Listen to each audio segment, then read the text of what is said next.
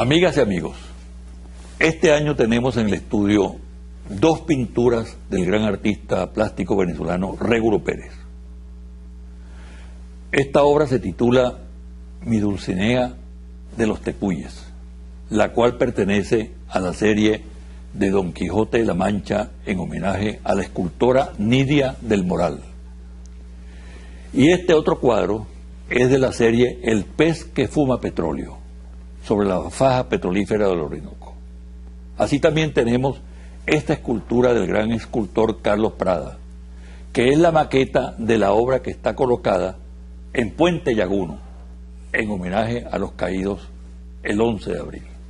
Reinicio este programa en el marco de una situación en la que es importante que todos hablemos, que fijemos posición. La mía la expreso con toda responsabilidad en los siguientes términos. La agresiva reacción de ciertos sectores dentro y fuera del país con motivo del estado de salud del presidente constitucional de la República Bolivariana de Venezuela, Hugo Chávez, no es casual. Coinciden en ella el proverbial odio del antichavismo y los fingidos sentimientos de preocupación por la vida del jefe del Estado. En esa curiosa convergencia, al tiempo que hacen votos por la salud de Chávez, alientan el propósito de que se burle el mandato popular del pasado 7 de octubre, con lo cual juegan a una vez más a la desestabilización. Pero para hablar de este y otros temas, voy a entrevistar al vicepresidente ejecutivo de la República, Nicolás Maduro. Como les dije, el invitado de hoy, Nicolás Maduro, vicepresidente ejecutivo de la República. Nicolás, bienvenido. Aquí siempre a la orden, José Vicente. Mira, vamos a comenzar con lo siguiente, ¿no? Si algo hay que reconocerle al presidente Chávez, es su capacidad para promover gente nueva. Ha logrado oxigenar la política desde el punto de vista de la participación de cuadros nuevos que se han incorporado al ejercicio de la política con vocación, con espíritu de sacrificio. Ese es un dato sumamente importante de esta etapa bolivariana de gobierno. ¿Cómo percibes tú como uno de los, precisamente como uno de los protagonistas de ese cambio tan importante? ¿Cómo lo percibes y a qué lo atribuyes fundamentalmente? Bueno, a la confianza que tiene y siempre ha tenido el presidente Chávez en la posibilidad de construir una patria nueva. Es un concepto que él siempre ha tenido como inspiración, la patria buena, la patria nueva, ¿no? Que no es otra cosa que la materialización de el protagonismo de nuevos sectores populares en las grandes decisiones de la política nacional. Y eso siempre fue así, desde que nosotros conocimos al presidente Chávez. Desde la cárcel, él comenzó, recuerdo, a promover la articulación con liderazgos populares que él apenas comenzaba a conocer a través de una carta, a través de un video. Y cuando salió el 26 de marzo del año 94 a la calle, él se fue a recorrer el país a conocer ese movimiento social y a hablarle al pueblo directamente y a construir una poderosa fuerza de nuevo tipo, que es el bloque histórico, tomado el concepto de Gramsci, el bloque histórico que ha sustituido al viejo bloque histórico hegemonizado por la burguesía. Es un nuevo bloque histórico popular, revolucionario, transformador, y ese bloque ha permitido, bajo la conducción del presidente Chávez, formar liderazgos. Fíjate que tú, eso que dices es interesante porque contrasta esa renovación del liderazgo en el campo del reformismo que no ha cuajado, de la derecha, del neoliberalismo, que contrasta evidentemente con lo que ha ocurrido en la izquierda, lo que ha ocurrido en el movimiento popular y revolucionario, ¿no? Ese elemento, indudablemente, que es muy importante en la política hoy en día, porque marca una diferencia evidente, ¿no? Claro, y el presidente además ha promovido un proceso de formación intelectual, política, histórica, ha ido construyendo valores esenciales para tener un pueblo culto, un pueblo bien informado, un pueblo con capacidad de ejercer su crítica, con pensamiento crítico. Y cuando decimos un pueblo es porque nosotros nos sentimos parte de un pueblo, del pueblo revolucionario, del pueblo bolivariano y chavista de Venezuela. Y allí ha logrado echar a andar un nuevo liderazgo que se expresa abajo, en la base, pudiéramos decir, en los barrios, en las fábricas, en las universidades, en los liceos, en las comunidades. Hay un liderazgo.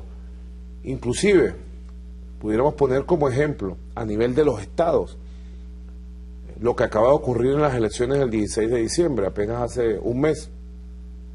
De 23 gobernaciones ganamos 20. Y las otras 3, bueno, se perdieron por porcentajes muy pequeños realmente. Se pudieron haber ganado también, estaban en el margen de la posibilidad de victoria. ¿Y quiénes son los gobernadores y gobernadoras hoy de los estados? Representantes de los viejos partidos, de las viejas cúpulas, representantes de las burguesías expoliadoras de las regiones. No, son gente honesta que ha surgido de la lucha social, de la lucha política de este tiempo, una buena parte de ellos formados en la carrera militar, con una concepción popular del ejercicio de su carrera, del ejercicio de sus valores, y ahí tú ves el resultado. Lo que un poco tú decías, ¿no? Que el presidente ha logrado promover un liderazgo colectivo que empieza desde el pueblo, desde la base misma de organización social, y que ha logrado, digamos, impactar las distintas escalas del manejo del Estado y del manejo del poder político en el país. Desde la acera de enfrente, de los adversarios, se hacen muchas conjeturas. Una de ellas, quizá la que tiene más pegada mediática, es la pretensión de establecer diferencias entre ustedes, ¿no? Hay un enfrentamiento, Diosdado Cabello, Nicolás Maduro. Hay otros dirigentes que tienen aspiraciones también a ese liderazgo, Rafael Ramírez, Elías Agua. Es decir, crear una especie de marco de dudas acerca de la unidad del movimiento y de los enfrentamientos internos. ¿Qué respuesta tiene eso? Bueno, hay que ver la realidad política de nuestro país. En primer lugar, nosotros estamos profundamente unidos alrededor de la lealtad más grande al liderazgo y al ejemplo del presidente Chávez. Él nos ha ido formando en un conjunto de valores en términos prácticos, ¿no? De la transparencia en el ejercicio de la política, de la ética. Ninguno de nosotros es ningún ambicioso. Nosotros no estamos formados en la carrera política tradicional de la burguesía, de la ambición de poder personal, del individualismo, del deseo de riquezas, de la zancadilla, la maldad, de la intriga palaciega, ¿no? Del enfrentamiento grupal, ¿no? Ninguno de nosotros forma parte de ningún grupo, habría que decirlo, con mucha claridad. Nosotros somos militantes de la causa de Chávez. Todos, lo que tú has nombrado, el compañero Diosdado Cabello, Elías Agua, Rafael Ramírez, Jorge Rodríguez, Cilia Flores, Adán Chávez, somos militantes de la causa y además nos sentimos profundamente orgullosos, identificados, de ser militantes subordinados a su mando, a su ejemplo. Fíjate, José Vicente, estábamos hablando de estos días, que nosotros estamos en este momento, en todos estos meses de lucha, acompañamiento con el presidente, hemos roto el maleficio de la traición que le impuso las clases dominantes a la política en Venezuela. La traición, empezando desde Guaycaipuro, porque a Guaycaipuro lo entregan con una traición de uno de los suyos. La traición de Páez Santander y Juan José Flores al libertador Simón Bolívar. La traición que llevó a la muerte y al asesinato de Ezequiel Zamora por los que lo acompañaban. La traición más célebre de los últimos 100 años de Juan Vicente Gómez, el compadre de Cipriano Castro. en un momento de debilidad y enfermedad. Nosotros hemos roto el maleficio de eso, la traición de la oligarquía terrateniente y la burguesía, que es su forma de ser. Nosotros aquí estamos imponiendo una nueva cultura de la lealtad absoluta a un líder, a un hombre extraordinario como Hugo Chávez. Si alguien quiere ver la división, la guerra a cuchillo, el ambicionismo personal y el divisionismo, que lo vea allí donde está, que es en el bloque opositor, en el bloque de la derecha. Allí, empezando por los mariscales de la derrota, Aveledo, Ledesma, son los mariscales de la derrota, los jefes de la derrota, una detrás de otra, del disimulo, de la hipocresía, de la vieja política. Ahí está. Que el que quiera ver, como dice el comandante Hugo Chávez, vea con sus ojos muy finos, los apunte muy bien. Del lado bolivariano verá lealtad, unión, trabajo, sacrificio permanente y sobre todo honestidad. ¿Qué puedes tú agregar a lo que ya ustedes mismos han dicho, tanto Diosdado como tú, acerca de esa tácita pugnacidad entre ambos y la apuesta que hacen sectores de la oposición a que finalmente esa situación concluirá con un choque entre ustedes? ¿Qué puedes agregar novedoso para este programa? Bueno, que nosotros estamos en comunicación permanente. Y si la oposición, la derecha, está pensando que su oportunidad de ponerle la mano al poder político venezolano y volver a saquear a nuestra patria es porque el compañero Diosdado y yo nos vamos a enfrentar, tendrán que esperar 3000 años para que eso suceda. Nosotros estamos más unidos que nunca, protegiéndonos mutuamente, no solamente Diosdado y yo, sino todo el equipo político que acompaña al presidente Chávez, protegiendo al presidente Chávez para que tenga tranquilidad, serenidad en sus tratamientos y pueda ir superando esta situación. Y además, bueno, protegiéndonos los ataques enemigos. Tú sabes que hay muchas informaciones que hay por allí y le estamos haciendo seguimiento de cosas, conspiraciones contra la humanidad, la personalidad de muchos de nosotros. Le estamos haciendo seguimiento y en el momento que tengamos elementos que mostrar, los vamos a mostrar con toda la contundencia. Pero tiene que tener todo nuestro pueblo, toda Venezuela tiene que tener la seguridad absoluta que el equipo político que acompaña al presidente Chávez está monolíticamente unido. Pero no solo está unido desde el punto de vista político e ideológico, que lo estamos, porque tenemos un proyecto, tenemos un líder, tenemos un camino recorrido y un camino por recorrer, sino que estamos espiritualmente cerca como seres humanos, muy cerca, como nunca antes habíamos estado. Vamos a hacer una pausa, Nicolás, y al regreso vamos a abordar un tema delicado, pero que tenemos que abordar necesariamente en esta entrevista: la salud del presidente, asumido en términos humanos, respetuosos, no con la vocación de aves carroñeros, de especuladores con la muerte. Perfecto. Bueno.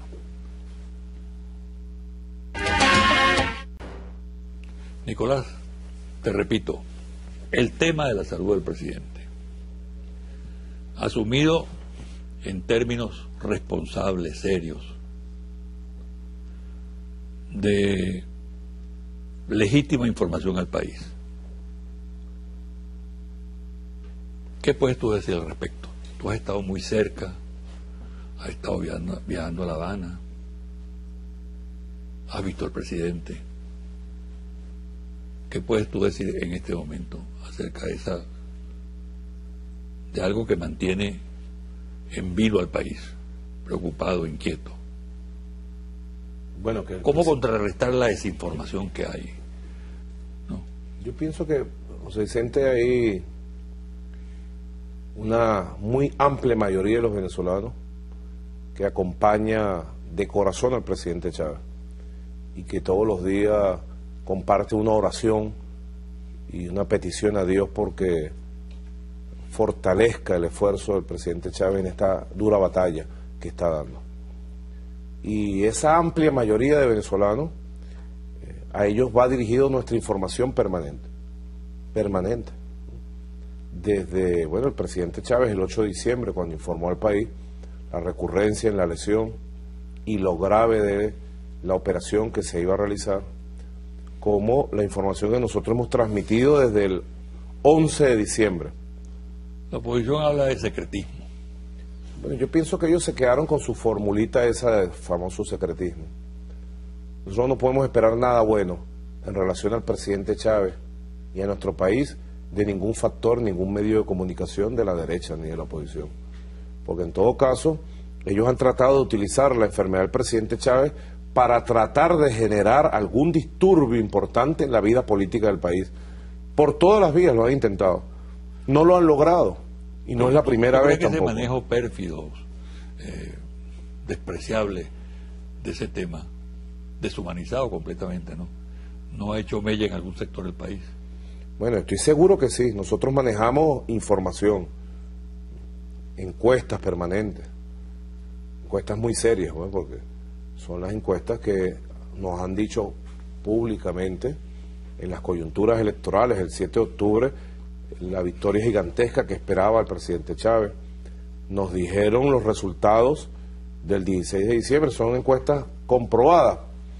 Y hay algunas de estas encuestas que han salido públicamente y que señalan que un 68% de los venezolanos comparte y está complacido con la información que se le ha transmitido oficialmente y que vamos a seguir transmitiendo. Y un altísimo porcentaje de venezolanos rechaza, incluyendo venezolanos que han votado por la oposición, rechazan la conducta de los jefes políticos y de algunos medios de manipular o intentar manipular con la enfermedad del presidente. Yo te podría resumir la situación del presidente. Bueno, el presidente está en batalla, consciente de la situación que ha vivido, de lo difícil del postoperatorio, consciente de lo que está aconteciendo en nuestro país, informado de lo que va sucediendo, disciplinado en su tratamiento, atendiendo a los médicos, a las recomendaciones, acompañado amorosamente por sus hijas, su hijo, sus nietos, sus hermanos, por toda la oración de nuestro pueblo. Y nosotros siempre somos optimistas en el sentido de que más temprano que tarde vamos a tener al presidente aquí con nosotros.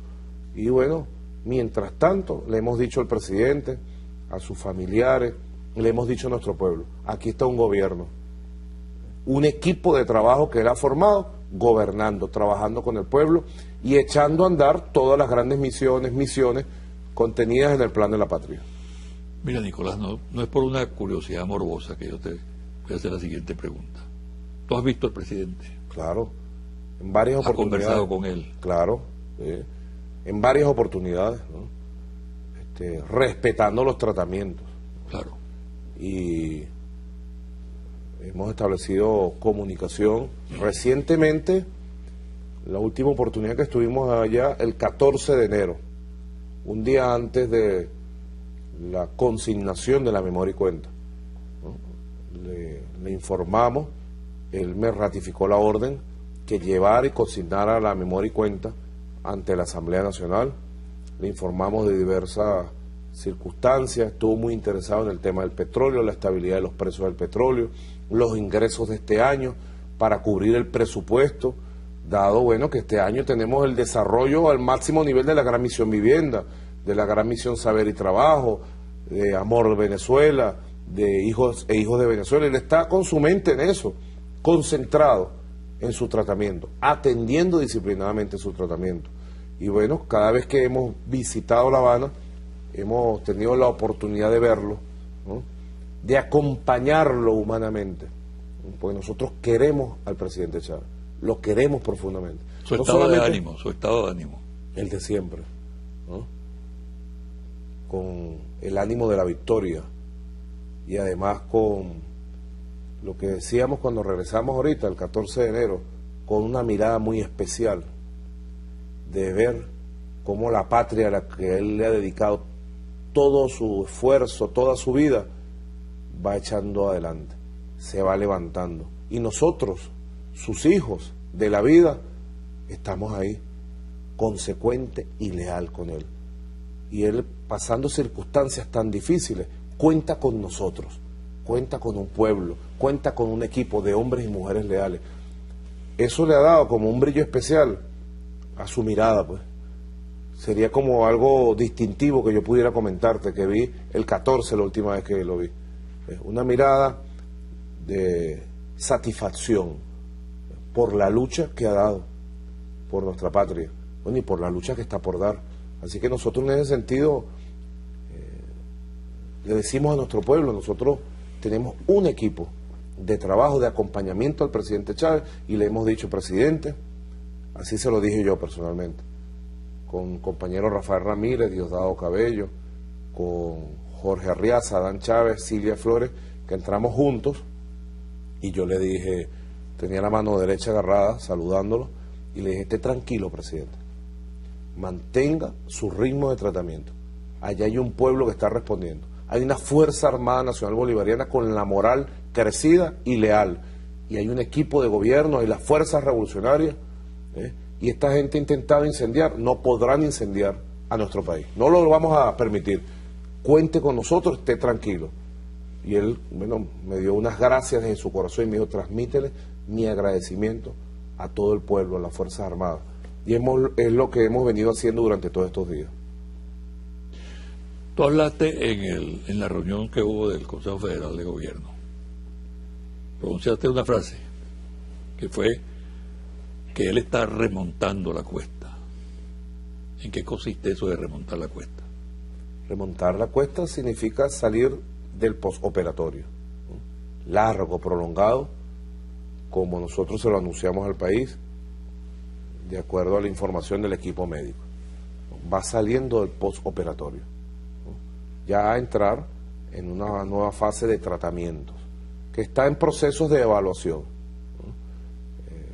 Esta primera fase tan compleja y tan difícil, bueno, que nos ha llevado a etapas, digamos, sumamente angustiantes para todos, ¿no? Y en todas las etapas le hemos dicho al pueblo siempre la verdad, ¿no? Él va remontando la cuesta, va estabilizándose en todos sus valores, funcionamiento de sus órganos, en todos sus valores fundamentales, vitales, ¿no? Tiene plena conciencia, ¿no? Y con cada vez mayor fuerza vital para entrar en la segunda etapa, que ya es una etapa que se anunciará a través de los partes oficiales. Para cerrar este tema, una de las características de Hugo Chávez, el ciudadano y el mandatario, el estadista, es el sentido del humor. ¿Lo conserva? Permanentemente. No solamente hay anécdotas, ¿no?, de los médicos, médicas, enfermeras, ¿no?, de las hijas, quienes los visitan asiduamente, pues, diariamente, que él mantiene su buen humor, su sonrisa permanente, ¿no? Y creo que ese es el carácter fundamental de él, un hombre que a través de su sonrisa expresa el optimismo y la confianza en la vida, ¿no? Hablaste del equipo médico. ¿Qué puedes agregar? No, ¿Qué bueno, puedes decir al respecto? Tiene los mejores médicos y médicas que pueda tener. Gente formada en las mejores universidades del mundo, con el conocimiento actualizado de los tratamientos, y que además, bueno, tiene no solo el componente científico, académico, de excelencia médica, sino tiene un componente fundamental para estos asuntos de la vida y de la salud, componente amoroso, humano. Los médicos, médicas, enfermeros del presidente Chávez aman al presidente Chávez, lo respetan y lo tratan con, digamos, un cariño especial que efectivamente es la mejor medicina que puede tener un ser humano. La oposición dice que es un secuestrado de los cubanos. Bueno, realmente estos mariscales de la derrota que dicen eso, lo que tendrían es que hablar de su realidad política y no decir frases con una mediocridad y una perversidad que lo que hace es degenerarlos cada vez más. Vamos a hacer una pausa. ¿Está bien? Y al regresar, quiero que hablemos sobre el tema de la estabilidad institucional. Y algo que te iba a preguntar anteriormente.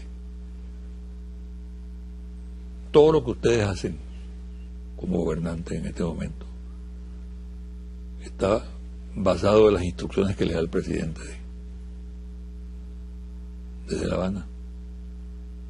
Sí, instrucciones permanentes y la orientación de un plan que está establecido, que es el plan de la patria, y además de un gobierno que viene recorriendo un camino de patria, y ese camino ha sido ratificado por la voluntad popular, y además un gobierno que sabe hacer, y cada quien está en lo suyo, haciendo por el pueblo lo que nos toca hacer cada quien en su responsabilidad específica. Vamos a la pausa y al regresar tocamos el tema de la estabilidad. Perfecto.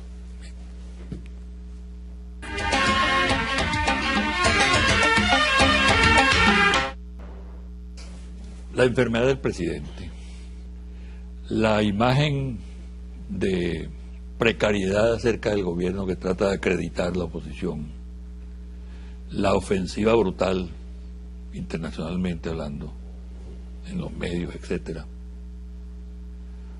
las acusaciones de que este es un gobierno de facto, de que viola la Constitución, está creando el caldo de cultivo para una aventura. Nosotros tenemos experiencia sobre el particular, me incluyo porque yo estaba formando parte del gobierno en esa época. Parecen soplar los mismos vientos. ¿Qué tienes tú que decir al respecto? Bueno, forma parte de una visión. Agregaría lo siguiente. Tú hiciste una clara advertencia precisamente en el Consejo Federal de Gobierno, ¿no?, de que algo se estaba moviendo y que estaban dispuestos el gobierno a responder como tiene que responder un gobierno constitucional y democrático, ¿no? Sí, y ya hemos empezado la respuesta. Nosotros el 10 de enero, en la multitudinaria, gigantesca movilización del pueblo para la juramentación en el Palacio de Miraflores del Poder Popular, ahí dijimos que había planes para tratar de incendiar algunas ciudades del país. Inmediatamente sucedió lo de San Cristóbal, rechazado por todo nuestro país. Y se actuó con la fuerza pública, con la Constitución de por medio. Y se tienen allí los responsables y tienen que pagar ante la justicia por lo que hicieron. Los destrozos, el vandalismo, la violencia que aplicaron. Sin ningún sentido y sin pedir nada, porque son protestas violentas que no tienen una bandera, una propuesta. Exigimos tal cosa, ¿no? Luego se ha actuado y se ha logrado disipar preventivamente violencias de esas mismas características que había por lo menos en 10 ciudades del país. Se ha actuado. Cuando usted ve su ciudad tranquila, bueno, está actuando el gobierno, la fuerza pública, las fuerzas policiales, la inteligencia. Se está actuando para que los planes de estos locos no lleguen, a perturbar la vida de la gente. La gente tiene derecho a la paz y a la tranquilidad. Ahora nosotros estamos haciendo seguimiento a un grupo de firmantes del decreto de Carmona, prácticamente son los mismos firmantes que han sacado unas proclamas llamando a la insurrección contra el orden establecido, contra la Constitución, contra la democracia. Y nosotros tenemos instrucciones precisas del comandante presidente de no permitir ni una sola violación del derecho de nuestro pueblo a la paz y no permitir ningún tipo de reto a la Constitución. Todo aquel, y lo sabe todo el país, que quiera manifestar su opinión sobre cualquier asunto público, en televisión, en prensa, en la calle, movilizarse, proponer candidaturas a concejales, a alcaldes, a gobernadores, a lo que sea, libertad absoluta, garantías absolutas, organizar sindicatos, movimientos estudiantiles, garantías absolutas.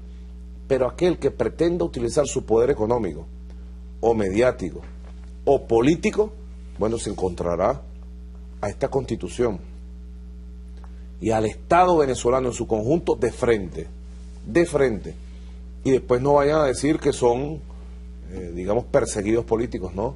No vamos a permitir que perturben la vida de los venezolanos. y que traten de desestabilizar y le hagan un daño económico al país otra vez.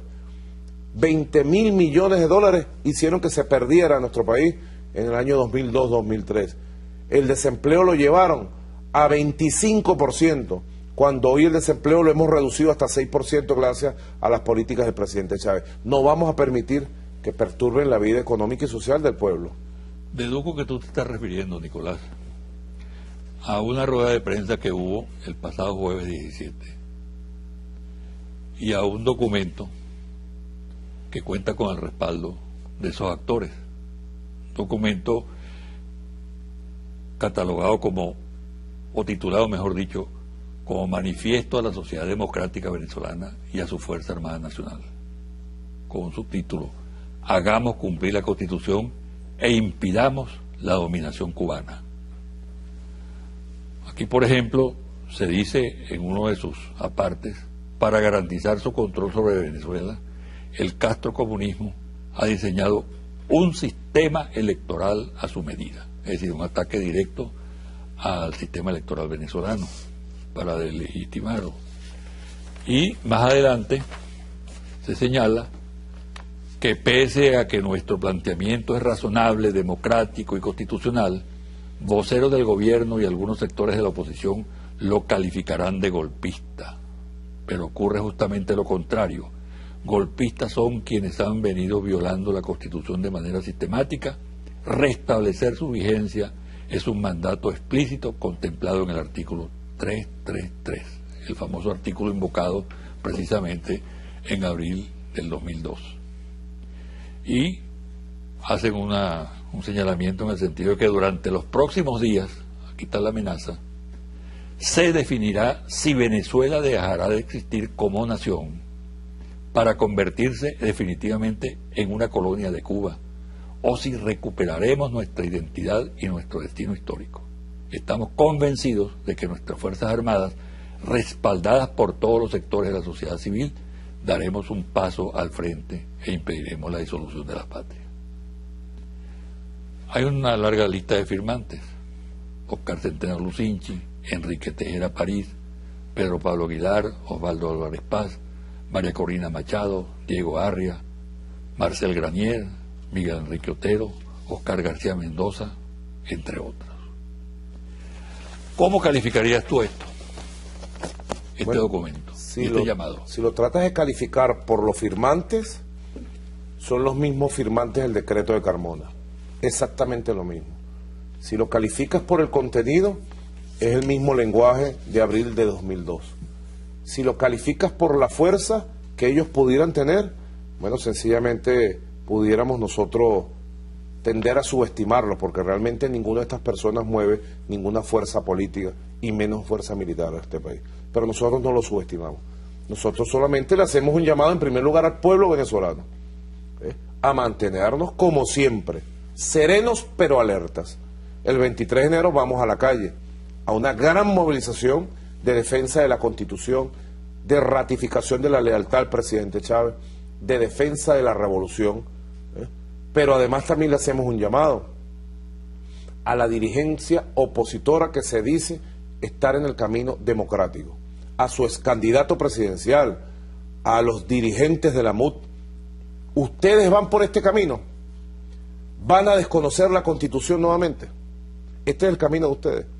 Es la oportunidad de condenar a los que llaman a la violencia, a los que llaman al desconocimiento del gobierno, y asumir en estas coyunturas si están con la Constitución y la democracia o siguen en el camino del aventurerismo golpista. Eso es un llamado que se lo hacemos directamente a estos grupos. Nosotros no estamos inventando, José Vicente, ni golpistas ni golpes. Los golpistas están aquí, en este comunicado.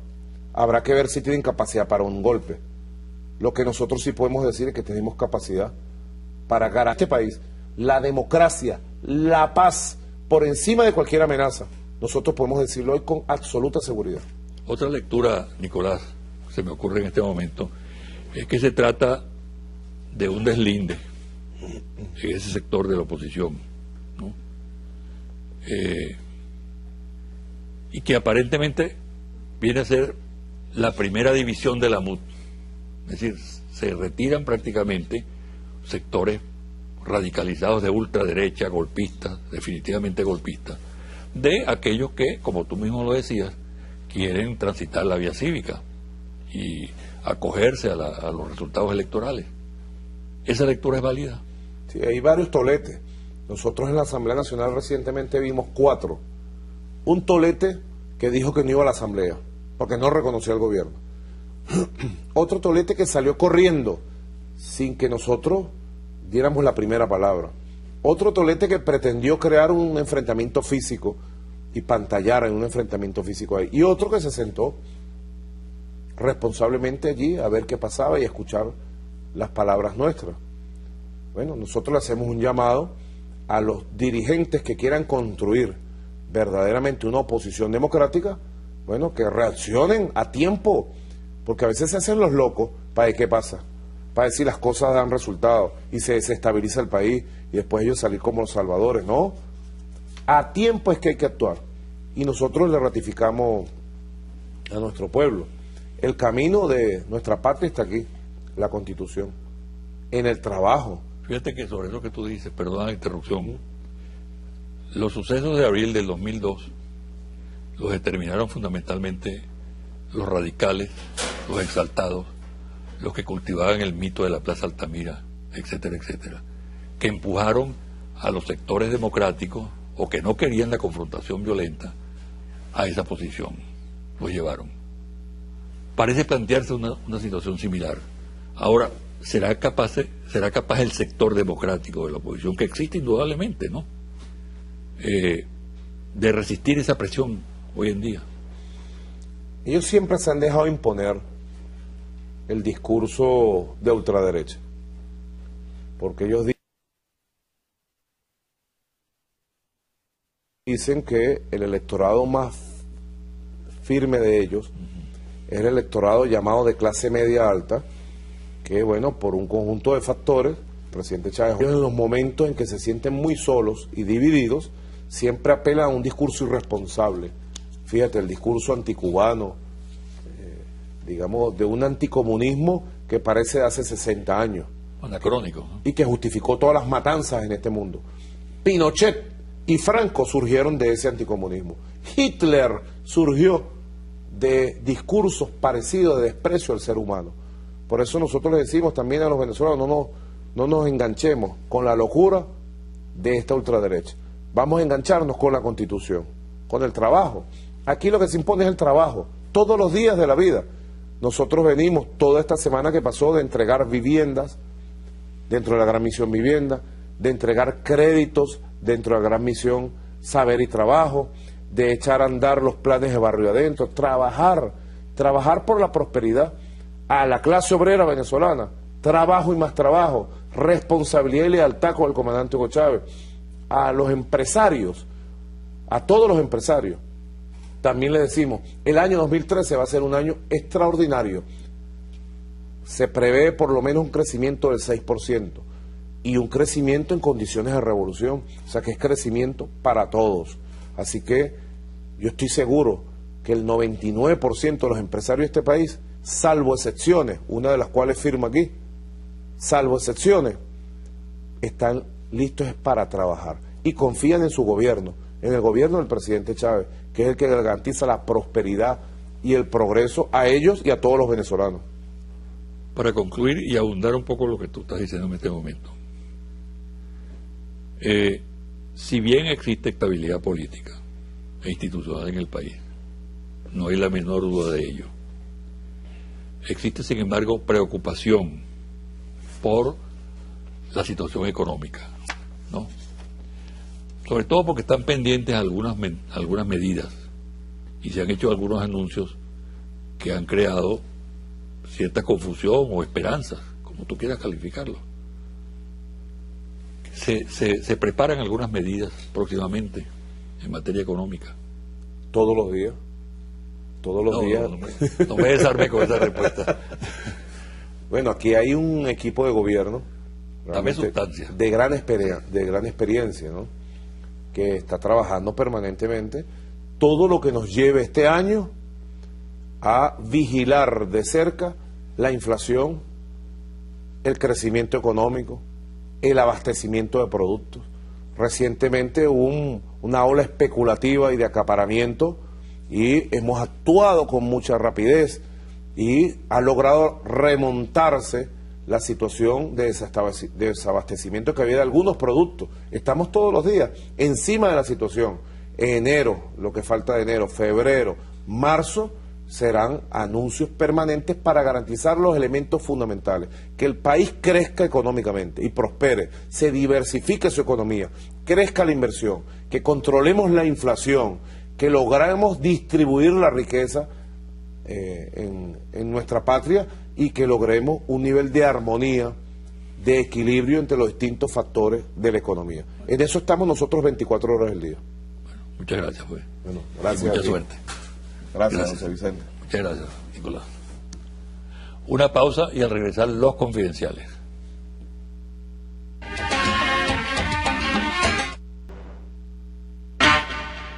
Y ahora los confidenciales.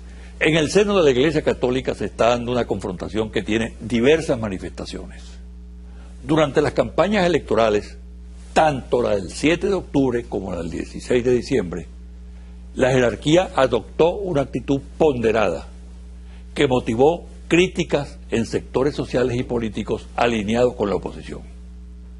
Blanco de esa crítica fueron figuras destacadas como Monseñor Padrón, obispo de Cumaná, Monseñor Moronta, obispo de San Cristóbal, y numerosos sacerdotes a lo largo y ancho del país. En contra estuvieron obispos y sacerdotes que en la jerarquía representan las posiciones tradicionalistas, encabezados por el cardenal Urosa Sabino. Un factor clave que permitió que la jerarquía mantuviera durante esos procesos electorales una posición equilibrada fue la prédica sistemática del nuncio apostólico. Pero todo indica que los resultados electorales de octubre y diciembre y el cuadro depresivo postelectoral que evidenció en la oposición activaron la reacción de los sectores conservadores de la Iglesia y son determinantes en la agresiva postura adoptada por la Conferencia Episcopal con motivo del debate sobre la interpretación de la Constitución en la toma de posesión del presidente reelecto, así como sobre las pasadas elecciones presidenciales y de gobernadores. ¿Significa esto que el proceso de diálogo entre la jerarquía de la Iglesia Católica, el gobierno y el PSUV, iniciado con buen pie, se frustró definitivamente? La posición adoptada por la jerarquía en la reciente reunión de la Conferencia Episcopal parece indicarlo, ya que los pronunciamientos hechos por el organismo se interpretan como expresión de una política de endurecimiento de la relación entre ambos factores y la disposición a transitar caminos diferentes al diálogo. Está en puertas una nueva confrontación. Sin embargo, pese al clima enrarecido, se evalúa que la respuesta de líderes del chavismo como Maduro, Cabello, Jagua, elude el enfrentamiento directo y remite la crítica de la Conferencia Episcopal a las acciones de la oposición de desconocimiento permanente de la Constitución. No es buen ejemplo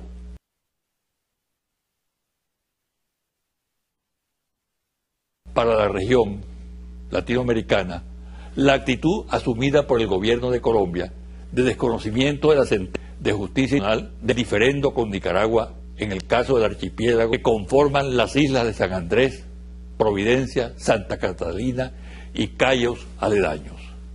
La jurisdicción de la Corte está consagrada en el Pacto de Bogotá, suscrito en 1947.